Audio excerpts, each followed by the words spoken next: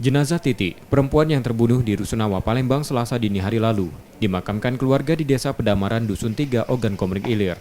Hasil visum yang dilakukan di Rumah Sakit Bayangkara, Palembang, korban mengalami luka akibat tusukan senjata tajam di sejumlah tubuhnya. Keluarga korban meminta tersangka mendapat hukuman berat, karena akibat perbuatannya, dua anak perempuan korban yang baru menetap di Palembang itu harus kehilangan ibu. Semoga jangan sampai terulang lagi lah. Dan kedua, semoga tersangka ini dihukum yang seberat-beratnya. Kita dapat tahunya orang meninggal itu kapan nggak?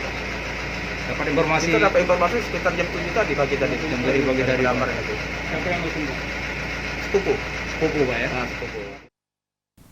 Sementara Rusunawa, Palembang, tempat korban terbunuh, di Blok D nomor 2 Kasnariansyah, masih dipasang garis polisi untuk kepentingan penyelidikan polisi.